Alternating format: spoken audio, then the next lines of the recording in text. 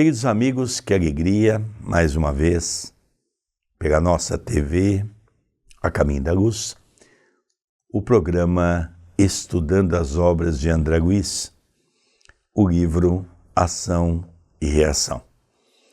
Hoje nós vamos estudar, já caminhando para o final do livro, são 20 capítulos, e nós estamos estudando o 18º, Resgates Coletivos.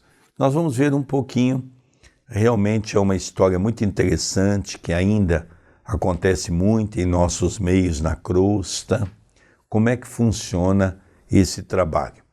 Mas antes de começarmos, tudo bem com você, André Luiz? Tudo bem, querido Sérgio, que alegria, que prazer em estarmos juntos, começando agora o capítulo 18º, que possamos extrair do capítulo de hoje, do programa de hoje, todo este conteúdo manancial que André Luiz nos deixa.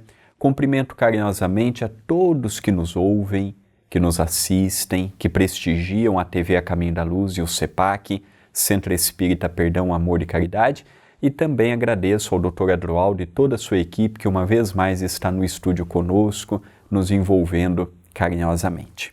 Capítulo 18º, Resgates Coletivos. Entendíamo-nos com Silas acerca de variados problemas, quando o expressivo chamamento de Druso nos reuniu ao diretor da casa, em seu gabinete particular de serviço. O chefe da mansão foi breve e claro. Apelo urgente da terra, pedi auxílio para as vítimas de um desastre aviatório. Bom, agora nós vamos ver um pouquinho, por isso que o nome é Resgates Coletivos, não é? Eles iriam socorrer, havia caído um avião, todos haviam morrido e havia necessidade de uma equipe de resgate onde foi dado aos irmãos de Mansão Paz socorrer esses irmãos. Nós vamos ver um pouquinho se eles estão envolvidos com Mansão Paz ou não. A gente vai ver como é que funciona esses processos reencarnatórios, porque até agora nós estudamos processos reencarnatórios individuais e familiares. Agora nós vamos ver um desencarne coletivo. Então é importante nós acompanharmos como é que funciona, porque quando cai um avião a gente vê o desespero das pessoas. Lógico, ninguém gosta de ver uma cena, por exemplo, de ver 200, 300 pessoas desencarnar ao mesmo tempo. Como nós tivemos o tsunami com mais de 300 mil mortes, não é? Então nós percebemos que são coisas realmente violentas, não é? Mas por que de tudo isso?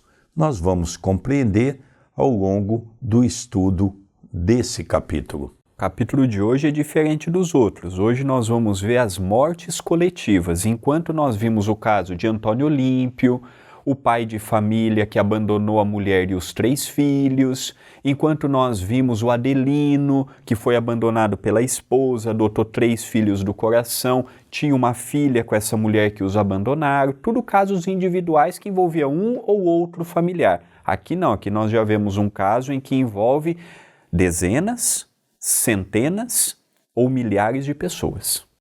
Continua. Sem alongar-se em minúcias, informou que a solicitação se repetiria dentro de alguns instantes e conviria esperar a fim de examinarmos o assunto com a eficiência precisa. Com efeito, mal terminara o apontamento e sinais, algo semelhantes aos do telégrafo de Morse, se fizeram notados em curioso aparelho. Druso ligou tomada próxima e vimos um pequeno televisor em ação, sob vigorosa lente, projetando imagens movimentadas em tela próxima, cuidadosamente encaixada na parede a pequena distância. Então aqui vamos ver alguns pontos importantes, né? Nós vemos então que mesmo lá naquela região, nós já vimos que a claridade é como se fosse um tipo de um gerador, já estudamos isso em capítulos anteriores. Então a instituição mantém-se iluminada o tempo todo. Agora nós estamos vendo aqui que eles estavam esperando maiores informações. Mas André Luiz tinha que achar um mecanismo de explicar para nós, para o nosso entendimento, porque nós até então não tínhamos computadores, nós não tínhamos a modernidade que nós temos hoje.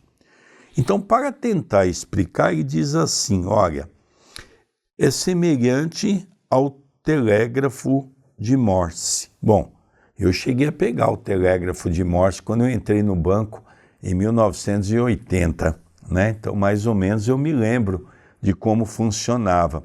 Mas ele tinha que dar maiores dados, não é? Então ele diz assim, foi ligado um aparelho na tomada. Opa, tem tomada lá no mundo espiritual.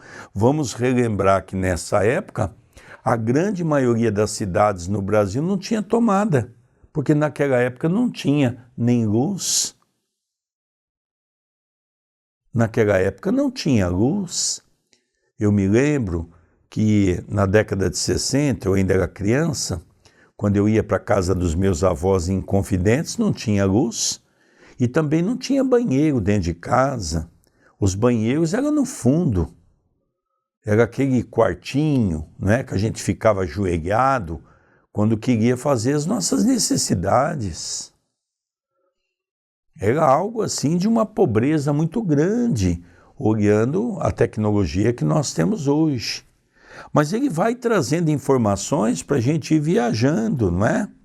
Um pequeno televisor em ação sob vigorosa lente. Bom, hoje nós estamos vendo aí, por exemplo, o celular, não é?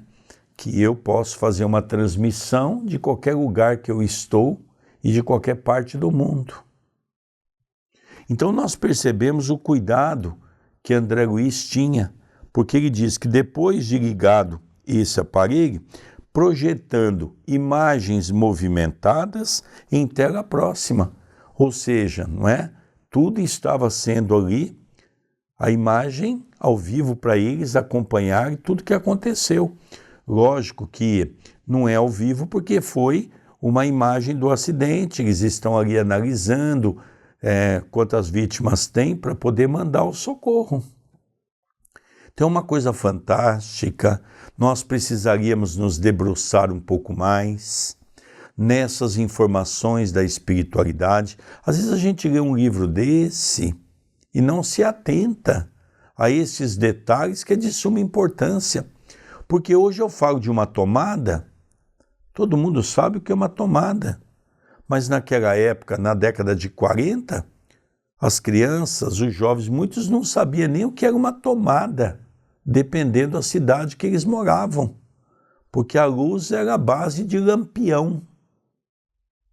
Então, uma coisa muito interessante, às vezes nós temos que voltar, na época que está sendo escrito o livro, no túnel do tempo, para tentarmos ver o que o Espírito quer nos dizer, e ali ele revela algumas coisas que são, para aquele momento, são coisas futuristas, e que somente hoje nós somos capazes de ler e compreender com exatidão aquilo que os Espíritos querem dizer para todos nós. Eu me lembro visitando a Casa do Caminho em Lisboa, dirigida pelo nosso amigo português Rui Marta, e ele esteve uma vez com Chico Xavier, veio também Adelino da Silveira, e ele me contou que o Chico diz assim, em determinada altura da conversa, Rui, os espíritas estão muito enganados a respeito do mundo espiritual. Eu tenho visto que no espiritismo e também no espiritualismo se propaga que a mente é tudo, mas existem coisas que a mente não é capaz de conceber. Aqui eles planejaram, ligaram um equipamento na tomada, eles fizeram uma análise, André, você vai fazer isto, fulano vai fazer aquilo. Então nós temos ideia de que acontece uma coisa e do nada cada um já sabe o que vai fazer, sem uma ordem, sem um planejamento.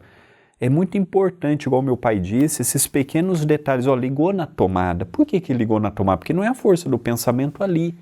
Ali é um aparelho elétrico que precisava também da energia para entrar em movimento. E são pequenas coisas que mudam muito, o que infelizmente tem se propagado repetidas vezes dentro de uma tribuna espírita. Continua. Qual se acompanhássemos curta notícia em cinema sonoro, contemplamos, surpreendidos, a paisagem terrestre. Sobre a crista de serra alcantilada e selvagem, destroços de grande aeronave guardavam consigo as vítimas do acidente. Adivinhava-se que o piloto, certamente enganado pelo traiçoeiro oceano de espessa bruma, não pudera evitar o choque com os picos graníticos que se salientavam na montanha, silenciosos e implacáveis, à maneira de medonhos torreões de fortaleza agressiva. Em pleno quadro inquietante, um ancião, desencarnado, de semblante nobre e digno, formulava requerimento comovedor, rogando à mansão a remessa de equipe adestrada para a remoção de 6 das 14 entidades desencarnadas no doloroso sinistro. Então aqui nós vemos, uma coisa interessante, e eu há pouco iniciei o programa de hoje dizendo que se nós íamos ter espíritos que estavam sendo acompanhados pelos nossos irmãos da Mansão Paz. Então nós estamos vendo aqui que de 14 pessoas que desencarnaram, 6 pessoas estavam ligados à Mansão Paz. Então a gente vê, o trabalho da espiritualidade para unir esses espíritos num determinado lugar, para que eles possam resgatar juntos aquilo que plantaram no passado. Então ele descreve que as imagens que ele estava vendo, e agora ele já usa um outro nome, como se fosse um cinema, porque com certeza devia ser um telão, nós já vimos lá em nosso lar, nós já vimos aqui também o telão de plasma, aqueles telões grandes que hoje todos nós conhecemos, eles foram acompanhando. E ali eles puderam perceber que quem estava pilotando o avião, ele não conseguiu controlar o avião, porque ele tinha que baixar um pouco, e um piloto acabou se perdendo e chocou-se com um desses picos. Então a aeronave foi ao chão depois desse acidente e as pessoas quase que desencarnaram de imediato. Então precisaria auxiliar 6 pessoas. Eu acho que eles estavam ali, talvez o socorro acabou servindo para todos, mas 6 seriam levados automaticamente de novo. Nós vamos ver isso para Mansão Paz. Continua. Enquanto Druso e Silas combinavam medida para a tarefa assistencial, Hilário e eu olhávamos espantados o espetáculo inédito para nós ambos. A cena aflitiva parecia desenrolar-se ali mesmo.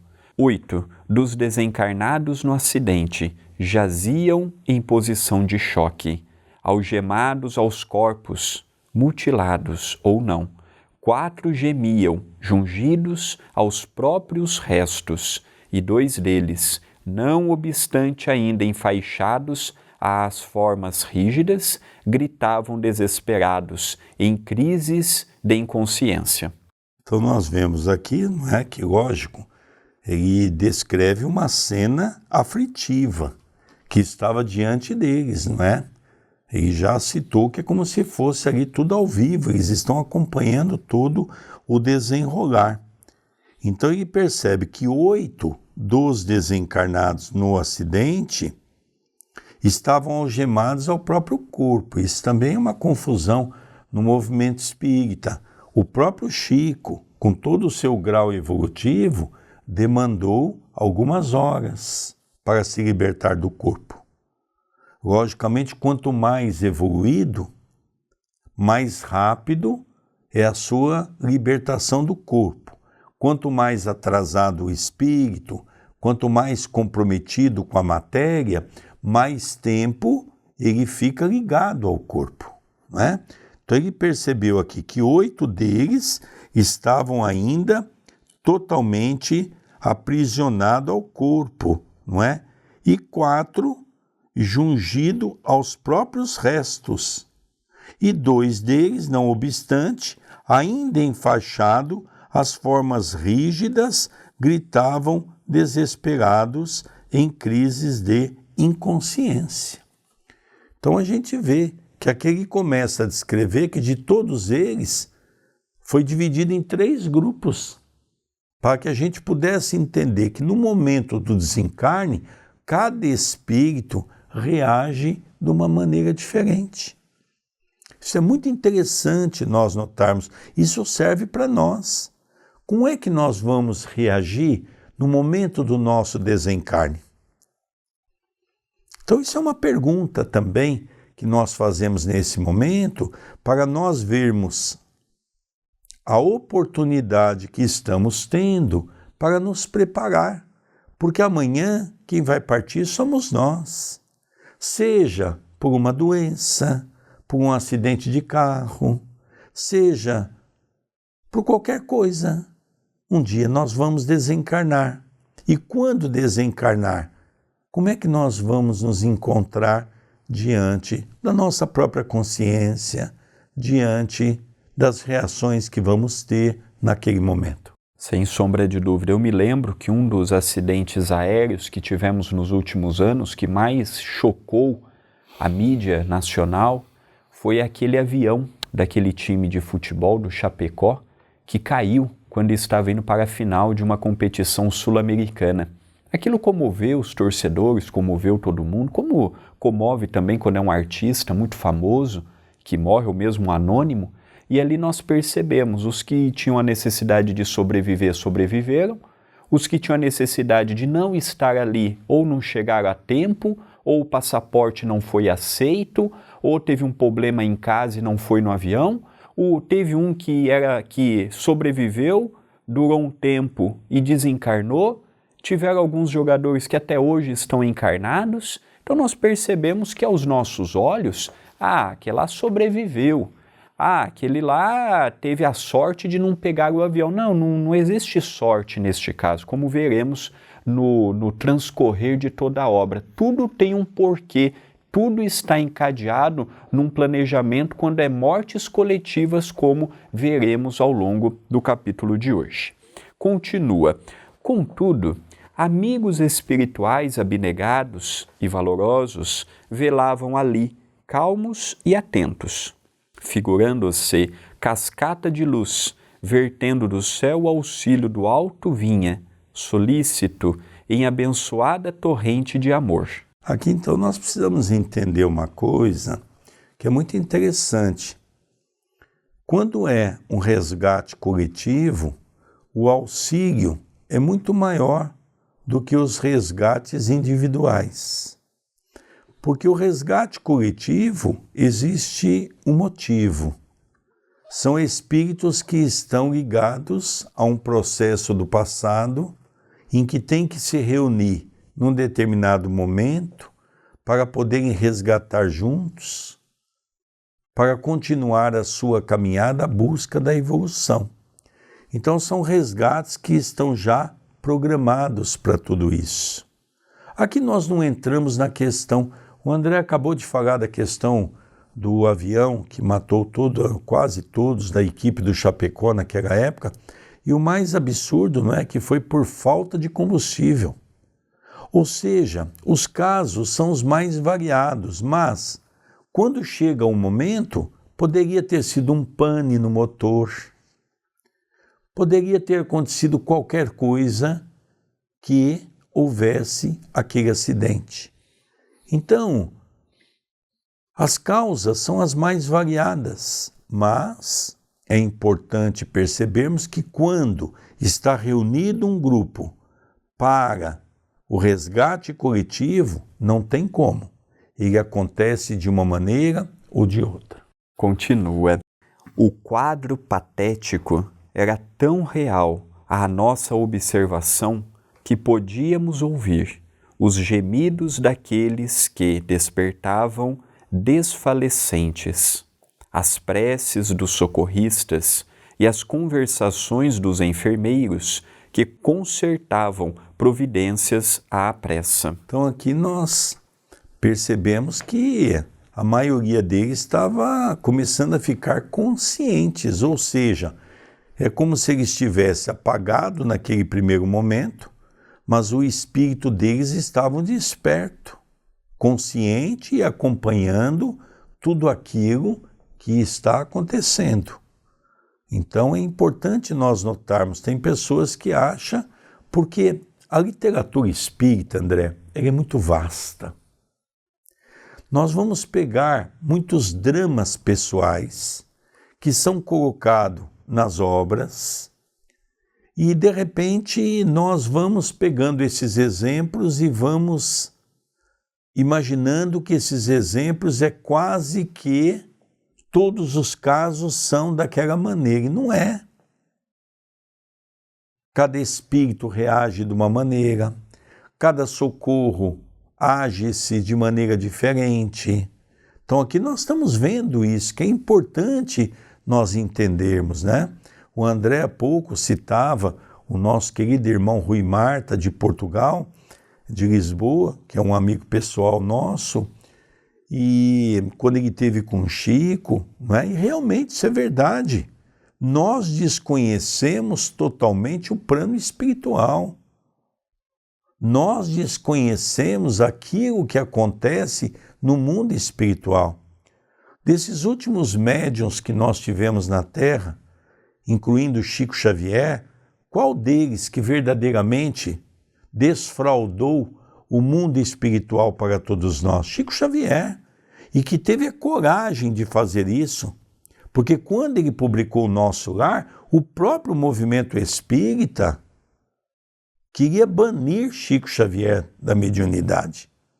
Queria que a federação não publicasse mais livros de Chico Xavier. Chamava Chico Xavier de impostor. Chamava Chico Xavier de um espírito que estava sob o guante de Emmanuel, num processo obsessivo da Igreja Católica. Hoje todos realçam Chico Xavier, mas ainda há uma parte do movimento espírita que não aceita a obra de Chico Xavier, e em especial de André Luiz, dizendo tratar-se de ficção. Então tudo isso é muito sério, porque nós, em vez de buscarmos esse conhecimento, nós ainda preferimos ficar no comodismo da ociosidade, dizendo que isso não é verdade. Então nós precisamos desenvolver a nossa mente, buscar esses conhecimentos, tudo isso é muito importante. Continua. De alma confrangida, vimos desaparecer a notícia televisada, enquanto Silas cumpria as ordens do comandante da instituição com admirável eficiência. Em poucos instantes, diversos operários da casa puseram-se em marcha na direção do local minuciosamente descrito. Voltando ao gabinete em que lhe aguardávamos o retorno, Silas ainda se entendeu com o orientador por alguns minutos com respeito ao serviço em foco. Aqui o que me chama a atenção é a hierarquia que tem no mundo espiritual. Aqui na Terra é muito comum nós vermos que eu tenho a minha opinião e eu vou levar ela adiante, e quando não é ouvido, já logo imaginamos que o outro não se importa comigo. Aqui me chama muita atenção a fidelidade de Silas à Drúzia e instituição. Aqui me chama muita atenção como Silas, ele dá a sua opinião, mas ele acata o que as ordens da espiritualidade que estão acima dele. É igual no centro espírita. Toda atividade que nós temos passa pela autorização do Dr. Adroaldo. O Dr. Adroaldo, ele não se importa se a atividade vai ser na segunda, na terça, na quarta ou na quinta, ele respeita o melhor horário para o grupo de encarnados. Ele não importa se vai começar a atividade 1 da tarde, 10 da noite, meia-noite e meia, isso para ele pouco importa. Mas não fazemos nada sem a sua autorização. Mas e a liberdade? Qual liberdade se nós estamos numa casa de espíritos e queremos que eles se adequem a nós? Por que não ouvirmos o lado espiritual? E toda atividade que o Dr. Adroaldo deu ok, nenhuma delas até hoje nós fechamos. Começou simples, mantém simples e modifica-se conforme o que ele deseja. Iniciamos um canal e colocamos uma imagem de Jesus. Ele olhou, falou assim: André, põe na tela grande. Vê se esse semblante de Jesus vai trazer paz. Olhamos para aquela imagem e vimos que não. Falou: pois é, meu filho. Como é que você pode pôr uma imagem que não vai trazer paz para quem assista, sendo que Jesus é luz? Casse uma em que o olhar de Jesus, mesmo sabendo que é uma imagem que não é de Jesus, já que não temos o retrato verdadeiro do Mestre, são pinturas que existem. Ponha um, meu filho, que tenha contornos em que a pessoa vai sentir paz. Pois bem, assim faremos. E assim aprendi com meu pai, a ouvirmos os espíritos e não queremos ser mais do que os espíritos. Não é fácil ouvir, não é fácil seguir ordens, mas quando nós vemos o resultado, eles falam: viram o que aquilo gerou? Então o que me chamou a atenção nesta parte da leitura é a fidelidade. E que aqui não é fidelidade apenas de um chefe para um subordinado. Aqui é uma relação de pai e filho, em que o filho sabe a hora de discernir: aqui eu não sou o filho, aqui eu sou o subordinado, como veremos nos últimos capítulos do livro. Me chamou muita atenção essa questão. Continua.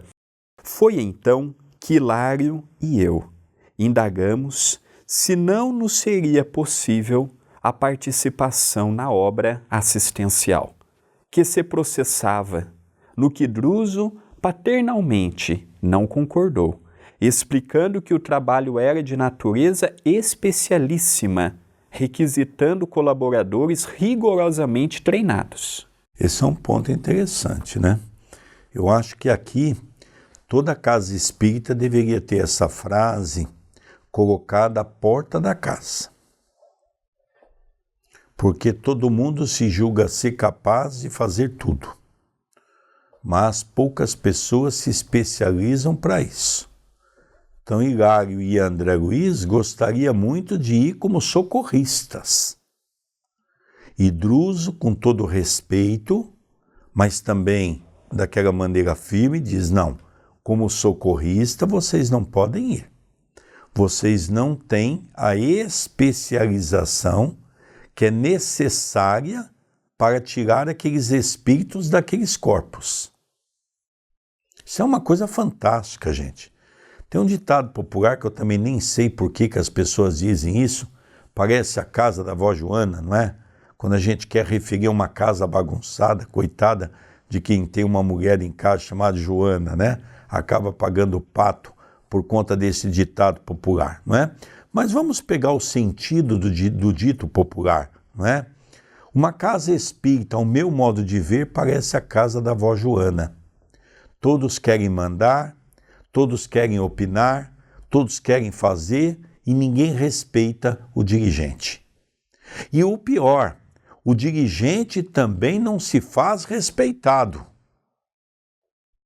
Veja, quando eles colocaram aqui para Druso poderia ser, como muitos dirigentes espíritas: olha, vocês estão aqui em fase de especialização para contar para os nossos irmãos da crosta, talvez seria bom. Não, Druso é enfático em dizer para eles: olha, vocês, como voluntários, como socorristas, não. Nós temos pessoas especializadas, eles vão acompanhar, é diferente. Vocês vão escrever. Então, na casa espírita, vai chegando as pessoas, já vai colocando no passe, já vai colocando no mediúnico. Eu conheço um monte de médiuns que desenvolveram mediunidade, de maneira onde a casa foi responsável, e os médiuns hoje estão aí, com um problema seríssimo, porque abriram exatamente a glândula pineal e agora estão descobrindo que a glândula pineal tem que ser educada e ela não pode ser fechada. E aí vem os problemas. Então isso é uma informação muito interessante. Continua. Cientes de que o generoso mentor poderia dispensar-nos mais tempo, aproveitamos o ensejo para versar a questão das provas coletivas. Então, percebeu-se que ali mesmo poderia, então, fazer um estudo sobre as provas coletivas, num ambiente mais calmo, mais sereno, para que pudesse, então, colocar isso no papel. Vamos acompanhar. Continua. Hilário abriu campo livre ao debate, perguntando respeitoso por que motivo era rogado o auxílio para a remoção de 6 dos desencarnados, quando as vítimas eram 14. Olha que coisa interessante, não é? Por que diante da paz e do auxílio celestial, não seriam os 14 socorridos? Eles só iriam socorrer 6. Vamos acompanhar. Druso, no entanto, replicou em tom sereno e firme: o socorro no avião sinistrado é distribuído indistintamente. Contudo, não podemos esquecer que se o desastre é o mesmo para todos os que tombaram, a morte é diferente para cada um. No momento serão retirados da carne tão somente aqueles cuja vida interior lhes ortoga a imediata liberação. Então aqui, André, tem um ponto e é bom a gente fazer esse esclarecimento, não é? Para não ler muita coisa e depois a gente desperdiçar algum ponto importante. O que Hilário pergunta é fantástico, mas se são 14, todos morreram da mesma maneira, por que só 6 vão ser socorridos?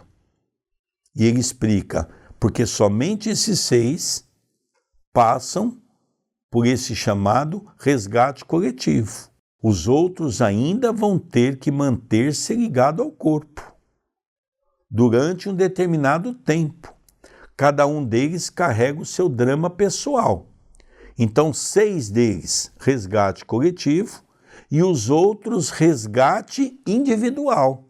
Olha que interessante, no mesmo acidente, pessoas de resgate coletivo e pessoas de resgate pessoal. Quanto aos outros, cuja situação presente não lhes favorece o afastamento rápido da armadura física, permanecerão ligados por mais tempo aos despojos que lhes dizem respeito. Quantos dias? Clamou meu colega, incapaz de conter a emoção de que se via possuído. Depende do grau de animalização dos fluidos que lhes retém o espírito à atividade corpórea, respondeu-nos o mentor. Alguns serão detidos por algumas horas, outros, talvez, por longos dias. Quem sabe? Corpo inerte nem sempre significa libertação da alma. O gênero de vida que alimentamos no estágio físico dita as verdadeiras condições de nossa morte. Quanto mais chafurdamos o ser nas correntes de baixas ilusões, mais tempo gastamos para esgotar as energias vitais que nos aprisionam à matéria pesada e primitiva de que se nos constitui a instrumentação fisiológica, demonstrando-nos nas criações mentais inferiores a que nos ajuntamos. Nelas, encontrando combustível para dilatados enganos nas sombras do campo carnal, propriamente considerado. E quanto mais nos submetamos às disciplinas do espírito, que nos aconselham equilíbrio e sublimação, mais amplas facilidades conquistaremos para a exoneração da carne, em quaisquer emergências de que não possamos fugir por força dos débitos contraídos perante a lei. Assim é que morte física não é o mesmo que emancipação espiritual. Fantástico essa colocação de Druso. Ele nos diz que os 14 não estão sendo liberados ao mesmo tempo porque cada um tem uma vida mental diferente um dos outros. Aqueles 6 nutrirão melhor a sua existência, aproximaram-se mais do certo, ao passo que os outros 8 eram pessoas que não eram ligadas ao bem, não tinham aquela vida mental elevada. O que vai me fazer ter uma boa desencarnação é uma boa existência. Todos os dias eu estou colocando um tijolinho no momento da minha passagem. As minhas decisões, o que eu aspiro, o que eu alimento, o que eu desejo, o que eu sonho, como eu emito os pensamentos que vão em direção às outras pessoas. Quanto mais evoluído eu for moralmente falando, menos preso à matéria eu me encontro. Logo, quando chegar o meu desencarne, mais fácil será a minha passagem para o além-túmulo. Agora, quanto mais eu sou materialista, quanto mais apego eu tenho aos bens que o mundo me oferece, quanto mais eu estou preso à beleza física, aquilo que eu julgo ser meu, mais trabalho eu dou para a espiritualidade. Então, quem está escolhendo diretamente o tempo que ficará preso ao corpo físico inerte pela morte é cada um de nós. Por isso que eu achei apaixonante quando o Druso fala: assim é que morte física não é o mesmo que emancipação espiritual. No cemitério tem um monte de corpos que estão há anos ali, e muitos deles estão ainda com os espíritos ligados ali. Morreu fisicamente, mas não terminou a libertação espiritual, rompendo os últimos liames. Muito boa essa colocação dele. Eu queria também completar um pouquinho essa questão quando ele fala aqui da questão fisiológica, da constituição, da instrumentação fisiológica. Vamos relembrar por que é diferente. Porque as pessoas que desencarnam em mortes coletivas estão resgatando algum momento do seu passado. Nem sempre é a última existência. Às vezes esses 6 estavam envolvidos num processo de criminalidade há 500, 600, 1000 anos atrás. Já tiveram várias reencarnações, ou pelo menos algumas, e já começaram a ser criaturas um pouco melhores. Então agora é hora de planejar um processo reencarnatório, onde aqui sim é um processo kármico intransferível. Então chegou o momento daqueles 6 resgatarem aquele passado criminoso para que eles possam se libertar daquele crime que eles cometeram juntos. Por isso que é um corpo preparado de maneira diferente. Por isso que o socorro é diferente. Se você quer ler um pouquinho mais sobre o assunto, tem um livro chamado Somos 6, de Chico Xavier, retratando os espíritos que desencarnaram no prédio Joelma, em São Paulo. Leiam, é fantástico, porque também trata-se de um resgate coletivo. Continua. Isso, no entanto, considerei, não quer dizer que os demais companheiros acidentados estarão sem assistência, embora coagidos à temporária detenção nos próprios restos. De modo algum, ajuntou o amigo generoso, ninguém vive desamparado. O amor infinito de Deus abrange o universo. Os irmãos que se demoram, enredados em mais baixo teor de experiência física, compreenderão gradativamente o socorro que se mostram capazes de receber. Então, tudo tem o seu momento, tudo tem a sua hora. A justiça divina não tarda para ninguém. Ela chega no momento exato. Tem aquele dito que é verdadeiro. Só pode receber ajuda quem quer ser auxiliado. Nós já vimos, por exemplo, que milhões de pessoas ficam à porta da mansão Paz, mas apenas alguns têm a oportunidade de adentrar. Por quê? É como Jesus naquela passagem diz, não é? Muitos são os chamados, mas poucos são os escolhidos. Na verdade, eu acho que faltou uma palavra aí nas traduções. Muitos são os chamados, mas poucos se fazem escolhidos. É diferente. Nós temos que dar o primeiro passo para podermos ser os escolhidos. Continua. Todavia, reparou Hilário, não serão atraídos por criaturas desencarnadas, de inteligência perversa, já que não podem ser resguardados de imediato? Uma pergunta fantástica. Será que eles vão ficar a mãos daqueles espíritos perversos? Olha a resposta. Druso estampou significativa expressão facial e ponderou: sim, na hipótese de serem surdos ao bem, é possível se rendam às sugestões do mal, a fim de que pelos tormentos do mal se voltem para o bem. No assunto, entretanto, é preciso considerar que a tentação é sempre uma sombra a atormentar-nos a vida, de dentro para fora. A junção de nossas almas com os poderes infernais verifica-se em relação com o inferno que já trazemos dentro de nós. Então aqui nós temos que entender que a justiça divina também se faz com uma palavra que nós não gostamos de ouvir muito: sofrimento. É por isso que no Evangelho, no capítulo da paciência, diz que a dor é uma bênção que Deus envia aos seus eleitos. A dor não é um motivo de castigo de Deus, porque Ele gosta de ver os seus filhos sofrendo. A dor é uma oportunidade para nós compreendermos que a dor de hoje faz parte daquilo que fizemos ontem. Esses espíritos vão ficar à mercê dos espíritos vampirizadores? Sem dúvida, porque não fizeram nada para merecer uma condição diferente.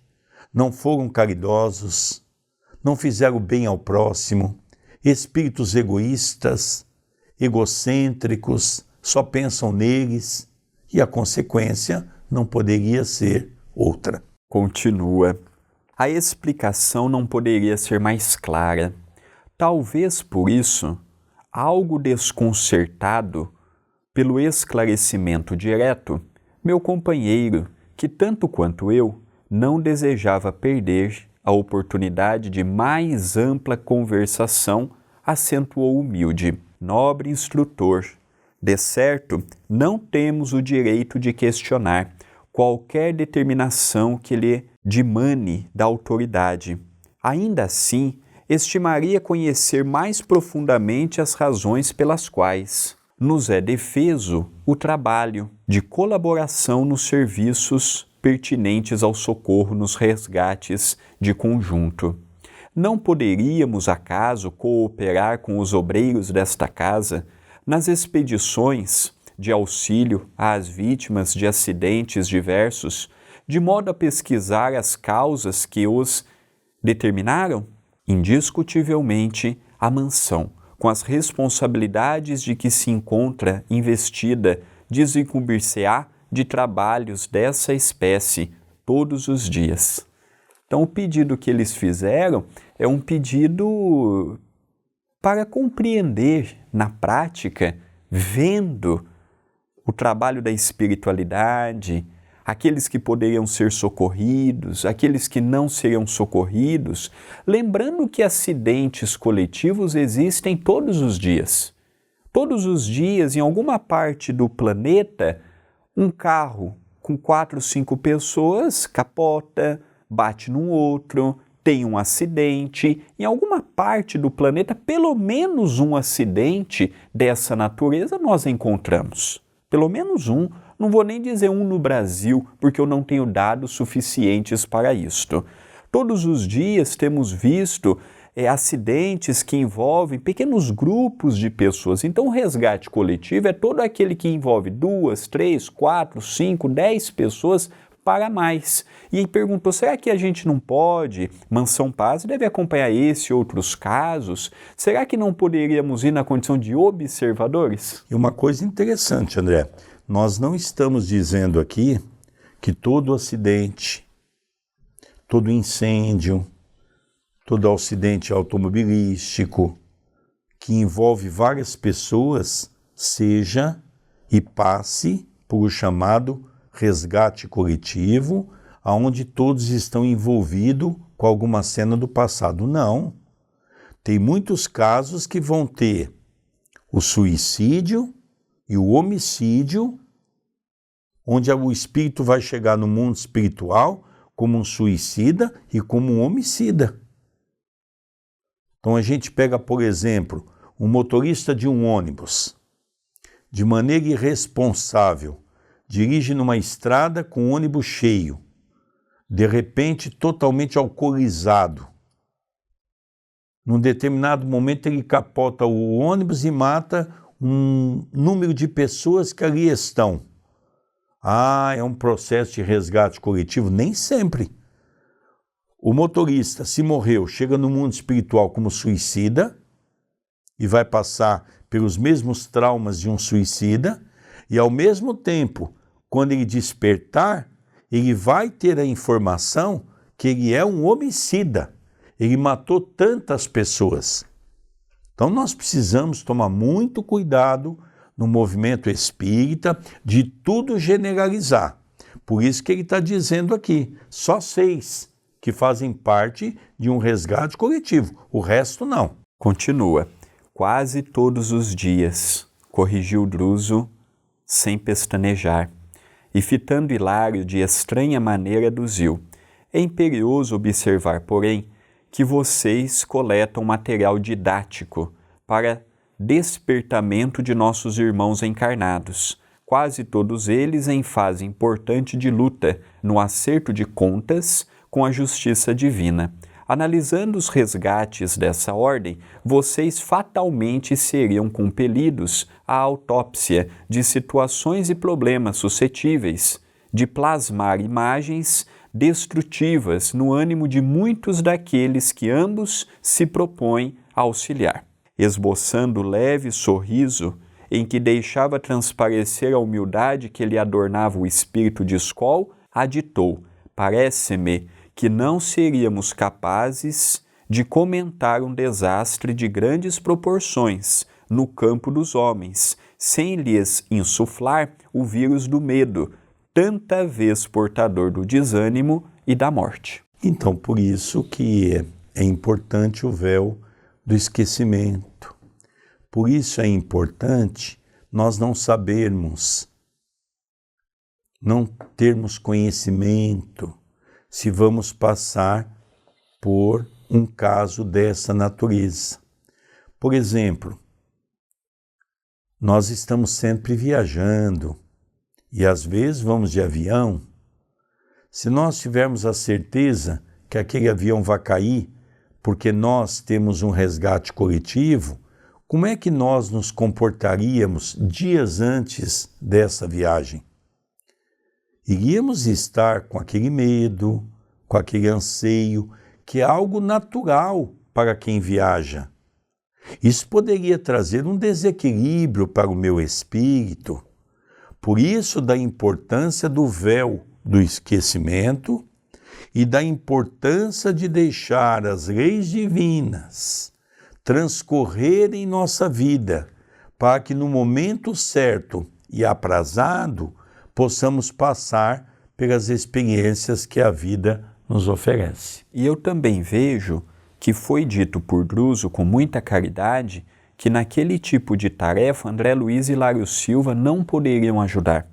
Eles não tinham condições, não morais, não espirituais, isso sim, mas era uma tarefa que eles poderiam imprimir neles e nos assistentes que estariam naquela tarefa determinados pensamentos que nada colaborariam com o nosso trabalho, com o trabalho que eles estavam despertando. E também vejo que há muitas coisas que André Luiz viu neste livro que ele não teve autorização para trazer, porque poderia ficar muito preso a nossa realidade. Interessante, André, você já agora partindo quase que para o final desse capítulo, né, lembrando que o capítulo é dividido em 2 programas, e esse é o primeiro programa. Mas há uma colocação muito interessante que ele diz: é imperioso observar, porém, que vocês coletam material didático para despertamento de nossos irmãos encarnados. É muito interessante nós notarmos, e realmente tanto eu quanto o André Luiz, ao longo de toda essa obra, nós constatamos a disciplina dos espíritos no campo do auxílio. Nós achamos, por exemplo, há poucos dias uma companheira de Sorocaba esteve aqui em Itapira para que nós a orientássemos como ela deveria trabalhar com distribuição das cestas básicas. Então nós vemos hoje, de uma maneira mais disciplinada, que nós temos que trabalhar consciente, porque as pessoas se envolvem na área assistencial e às vezes nós agimos muito mais pelo coração do que pela razão. Às vezes atendemos famílias que não necessitam de ajuda, deixamos de atender famílias que efetivamente precisam de ajuda. Então nós temos que perceber que nesses casos há um estudo prévio da vida da pessoa, o que ela foi na última existência, o que ela fez. Aqui no caso, eles tinham na mão a ficha do porquê daquele resgate coletivo e em que momento, em que existência que aqueles 6 estavam envolvidos em processos criminosos. Isso pode ter ocorrido há 1000 anos atrás. Então é necessário que saibamos essa ficha completa para poder, de maneira didática, como ele mesmo diz aqui, auxiliar. Então, mesmo para auxiliar alguém, nós temos que procurar informações para ver qual é a melhor maneira de ajudar aquela família ou aquelas pessoas. Continua. A palavra do orientador, serena e evangélica, reajustava-nos os impulsos menos edificantes. Inegavelmente, a terra jaz repleta de criaturas tanto quanto nós, algemadas a escabrosos compromissos carentes, de ação contínua para o necessário reequilíbrio.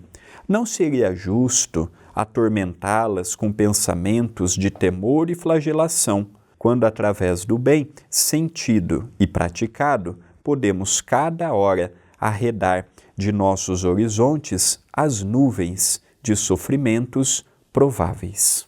Então nós vemos aqui, por exemplo, eu queria até dar o exemplo que me veio à mente nesse momento, do nosso querido Francisco Cândido Xavier, um médium extraordinário, um médium que veio convidado por nosso Senhor Jesus Cristo para a implantação do cristianismo redivivo aqui nas terras de Vera Cruz. Chico com certeza sabia dos acontecimentos futuristas, mas Chico não revelava.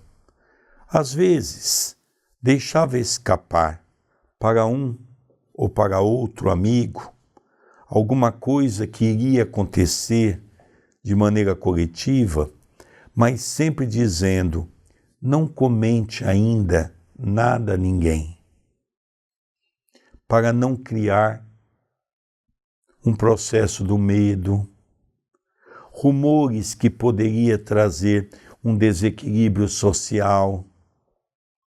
Vamos deixar com que o tempo se encarregue de cumprir a sua finalidade. Era fantástico isso. Como é fantástico o véu do esquecimento.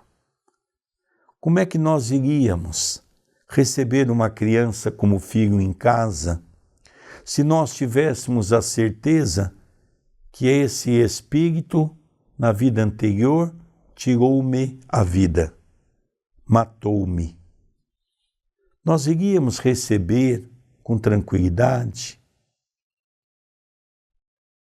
Então nós sabemos da importância de não vasculharmos o nosso passado, porque sem sombra de dúvida, ele não há de trazer para nenhum de nós, no mundo de provas e expiações, recordações que nós poderíamos dizer que são recordações boas.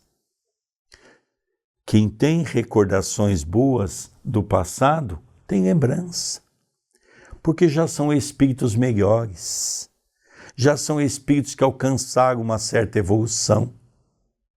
Olha que coisa fantástica que nós estamos vendo nesse capítulo sobre o que é um resgate coletivo, e nós vamos então dar continuidade no próximo programa, o capítulo 18º, não é mesmo, André Luiz? E além disso, André Luiz também acho que tem algumas coisas para nos dizer e depois vai falar um pouquinho da nossa TV A Caminho da Luz. Verdade, é um capítulo fantástico que estamos apenas na sua metade. O próximo vídeo é consagrado à sua conclusão. Eu aproveito esse espaço para pedir a sua ajuda aqui para o canal da TV A Caminho da Luz.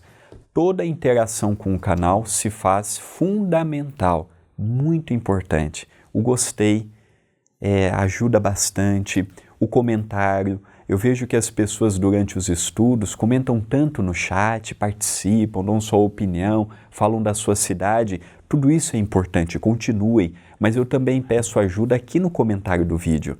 Seu nome, sua cidade, sua opinião, o seu recado para mim, para o meu pai. Participa também do comentário do vídeo e não apenas o comentário do chat. Mais importante do que o chat é comentarmos no vídeo.